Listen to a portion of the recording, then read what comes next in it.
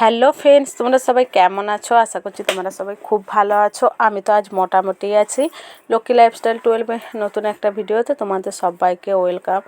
এখন বাজছে 9:30। এখন থেকেই ব্লগটা শুরু করলাম, কারণ আজ সকাল থেকে শরীরটা একটুকুনও ভালো লাগছিল না। মানে মাঝে মধ্যে এই রকমই হয়, রান্নাবান্না কাজকর্ম কিছু দিয়ে আর কি মন চায় না। মানে সকাল থেকেই বসেছিলাম, বসে বসে ননদ কাকিমারদের সাথে বসে বসে গল্প করছিলাম। তারা কাজ করছিল, আমি কিন্তু বসেছিলাম। কারণ শরীরটা একটুকুনও ভালো লাগছে না, একটুকুনও কাজের প্রতি এনার্জি নেই। শুধু মনে হচ্ছে চুপচাপ বসে থাকি, আর না হলে টানা একটা ঘুম দিয়ে দিই। তো বসে থাকার পর এই যে একটু চুলে তেল নিয়ে নিলাম। তেলটা নিলাম কারণ আজ চুলে শ্যাম্পু করব, তাই তেলটা নিয়ে নিলাম। তারপরে শ্যাম্পু করলে চুলটা ভালো। আর ভাবলাম যে চুপচাপ বসে থাকলে তা চলবে না, চলো সবজিগুলো কেটে নিই। সবজিগুলো কেটে দিলে হয়তো আমার যা রান্নাটা করে নিতে পারবে। আর সেই রকম বাড়িতে কোনো সবজিও ছিল না, তাই দেখো মা দোকান থেকে, যেহেতু আমাদের বাজার না গেলেও তিনটে দোকান আছে, সেই দোকানে কিন্তু তুমি যত রকমের আর কি সবজি কিনতে চাও তত রকমের আর কি সেই দোকানের সবজি থাকে। আর সব দিন তো বাজারও যাওয়া হয় না, যেহেতু এখন বাড়িতে টুকুটাকু কাজের জন্য শ্বশুরমশাই আর কি বাজারও যেতে পারছিল না, তাই দোকান থেকে আর কি যে লাউটা নিয়ে এলো। লাউটা খুব একটা ভালো নয় জানো, যে লাউয়ের শ্বাস থাকে না সেই লাউটা তো একদমই ভালো নয়। এই যে দেখো লাউটা কেটে রেখেছি, যেমন আলুর টুকরো মনে হচ্ছে। আর লাউয়ের শ্বাস থাকলে সে লাউটা লম্বা লম্বা বানানো হয়, আর শ্বাস থাকলে সেই লাউটা খেতেও বেশ ভালো লাগে। তা লাউ, তারপরে আলু, মুসুরি, কলাই, আর কলাই বড়ি দিয়ে একটা লাউয়ের ঝাল হবে, তাই লাউটাকে ছোট ছোট করে আর কি কেটে নিলাম। আর এখন আমি আদা রসুনগুলো ছুলে নিচ্ছি। আর ক্যামেরার ওপারে আর কি ননদ আছে, সে ননদের সাথে কথা হচ্ছে। ননদ, তারপরে মেয়ে আছে, আরও ননদ আছে, তো ওদের সাথে আর কি কথাবার্তা হচ্ছে। তো এখন আমি আদা রসুনগুলো ছুলে নিলাম, পেঁয়াজটাকেও ছুলে নিলাম। আগে সমস্ত কিছু রেডি করে নেবো। সেডি করে তারপরে আর কি পেঁয়াজটা ধুয়ে নিতে হবে, কারণ পেঁয়াজগুলো কিছু কিছু পেঁয়াজ নষ্ট হয়ে যাচ্ছে। আর নষ্ট হয়ে যায় না, উপরেরটা কেমন গন্ধ করছে, মানে ধুয়ে তারপরে পেঁয়াজটা বানাবো। আর এখন দেখো সবজি খোসাগুলো এখন ফেলে দিচ্ছি। তো এই সবজির খোসাগুলো যখনই ফেলি তখনই মনে হয় যে বাড়িতে যদি একটা গরু থাকতো তাহলে এই খোসাগুলোকে দিতে পারতাম। প্রত্যেকটা দিন ফেলি আর এটাই মনে হয়। তো এখন আমি সিলটাকে বেশ ভালো করে ধুয়ে নিয়েছি। ধুয়ে নেওয়ার পর আদা রসুনটা থেতো করে নেব। তো আদা রসুন থেতো করা হয়ে গেছে, সরিষা বেটে নিলাম। আর এখন সিলটাকে বেশ ভালো করে ধুয়ে নেব, কারণ সিল জিনিস ভালো করে ধুতে হবে। গুরুজনরা বলে সিল যা আর কোলের সন্তানরাও তাই, সব সমান। সেজন্য সিল আমি ধুয়ে নিই। তো দেখবে যে কোনো কিছু কাজ করলেই দেখবে হাত অন্য জায়গায় না মুছে শাড়িটি মোছা হয়ে যায়, সেই জন্য তো শাড়িটা বেশি নষ্ট হয়ে যায়। আর কত টমেটো দেখো, এগুলো সব আমাদের চাষের টমেটো। আজ তো আমাকে রান্না বান্না করতে হয়নি, তবু দেখো স্নান করতে অনেকটাই লেট হয়ে গেল। কেন জানো? কারণ বললামই তো যে শরীরটা একদমই ভালো লাগছিল না। সমস্ত কিছু রেডি করার পর মেয়ে এই যে এখানে চেয়ারে বসে টিভি দেখছিল, আর আমি হচ্ছে এখানে চিটপটটা ঘুমিয়ে পড়েছিলাম। তাহলে বুঝতে পারছো, ঘুমের কোনো টাইম নেই, অথচ ঘুমিয়ে পড়ছি। মানে এত ঘুম পাচ্ছিল, আর ঘুমের জন্য শরীরটা আর কি বেশি মেজানি করছিল। তো বর হ্যাঁ কাজের থেকে আর কি খেতে যখন আসে তখন ঘুম থেকে উঠি। ওঠার পর এই যে মেয়েকে স্নান করালাম, আর আমি স্নান করলাম। যে বললাম চুলে আজ শ্যাম্পু করবো, মঙ্গলবার আছে, ভাবলাম চুলে শ্যাম্পুটা করে নিই। আর মেয়ে মাত্র বলছে মা চলো চলো খাবো, আমার খিদে পেয়েছে। তো টুক করে দেখো ঘুমিয়ে যাচ্ছে। কারণ স্নান যদি করে দিই তখনই কিন্তু ওর চোখে ঘুম চলে আসে। আর এই টাইমটা যদি ওকে তুলে করে বাইরে নিয়ে যেয়ে বসে থাকি, আর কিন্তু ও ঘুমাতে চায় না। তখন এই যে একটি কথাই বলতে থাকে, জানো না তুমি, দুপুরে যদি ঘুমাই আমার রাতে ঘুম ধরে না। তো আজ হচ্ছে চৈত্র মাসের 26 তারিখ। আজ 26 তারিখ মানে আমার বাপের বাড়ি আজ হচ্ছে 26 তারিখে মানে ঠাকুর আসবে, পরশমণি ঠাকুর। তো আগে তো গেছি, যে দেখেছি, কিন্তু এখন আর যাওয়া হয় না গো। যেহেতু শাশুড়িমা হারে সব থাকে, শাশুড়ি মায়েরাই যায় যাত্রা শুনতে, আর আমরা যাই গাজন দেখতে। তো মায়ের শরীরটা যেহেতু খারাপ, মানে ঠান্ডা লেগেছে প্রচণ্ড। আর আমাদের তো বাঁকুড়ে প্রচুর কাকিমারা আছে। তো সে কাকিমারাও হয়তো কাজের ব্যস্ততার জন্য এবছর আর যেতে পারবে না বলে, মানে শাশুড়ি মাও বলছে যে একাটেই আমার যাবো না। তারপরে শরীরটা যদি ভালো থাকতো মা নিশ্চয়ই যেত। তো আজ 26 তারিখ মনে মনে ভাবছি যে ঠাকুর আসে, ঠাকুর আসার রিয়াকশানটা তোমাদেরকে আর কি বলে বোঝাতে পারবো না। যখন পরেশমণি ঠাকুর আসে, সত্যি কথাই বলতে এই যে আমি বলছি এখন আমার তো গায়ে এখন কাটা দিয়ে দিচ্ছে।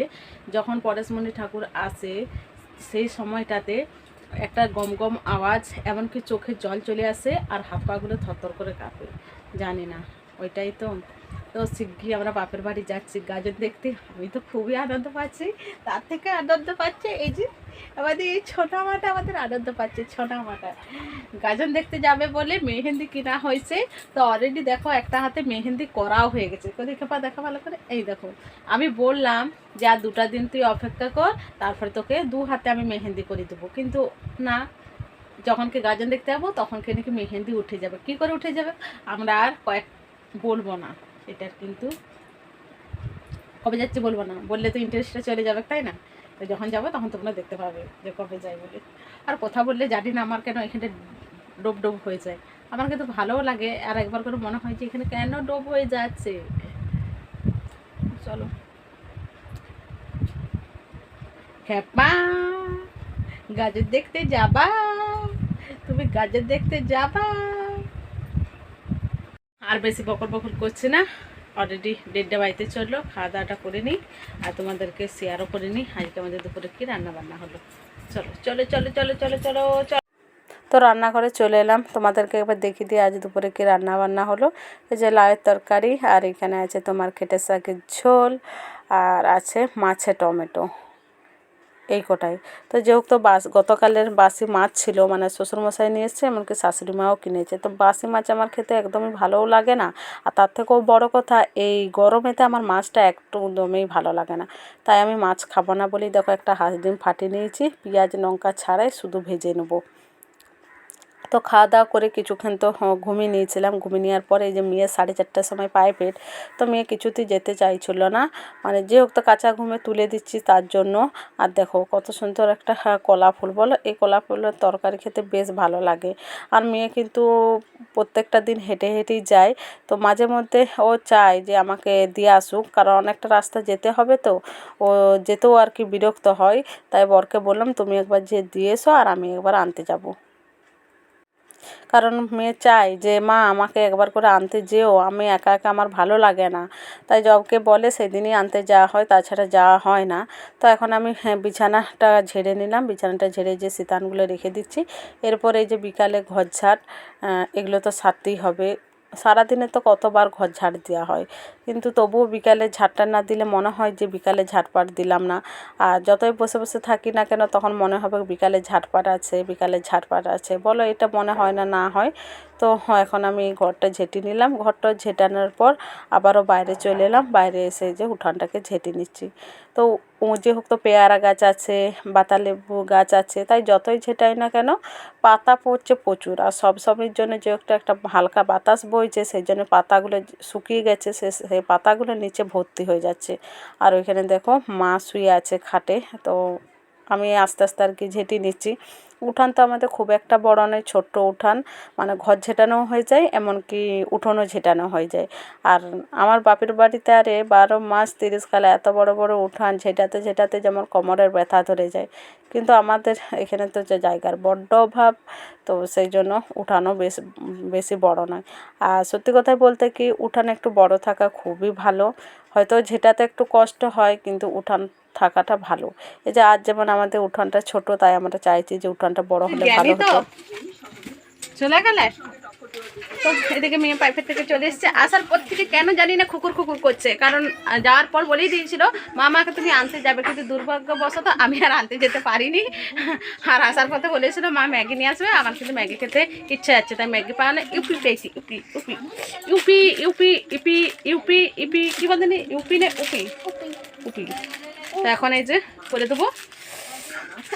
চলো দুটো ইউপি এনেছি, একটা অরেঞ্জ ক্রিম বিস্কুট এনেছি, আর এই যে টোস্ট, আর এই যে ক্রিম দেওয়া পাউরুটি, যেটার বাবা মেয়ে হাফ খেয়ে নিয়েছে আর হাফ আছে। চলো ঠিক আছে, একটাই করছি, দুটো করবো তো। আস্তে খা,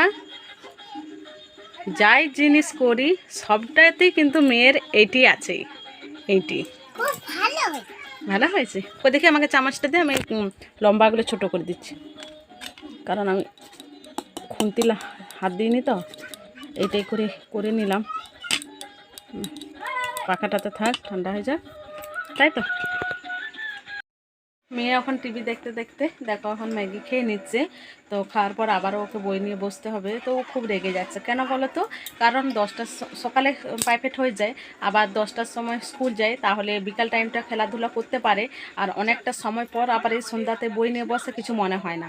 আর যেহেতু সকালে মর্নিং স্কুল হচ্ছে, তো সেই জন্য আর কি বিকালে প্রাইভেট, আর প্রাইভেট থেকেই তো সবে মাত্র এলো, তো কিছুক্ষণ আর কি বসে থাকার পর আবার ওকে বই নিয়ে বসতে হবে। তো এটা তো খুব রেগে যায়, কিন্তু রেগে গেলে আর কি করব বলো? যতদিন মর্নিং স্কুল ততদিনই আর কি এরকম অসুবিধাটা হবে, আর তারপরে ছুটিও পড়ে যাবে, কোনো অসুবিধা হবে না।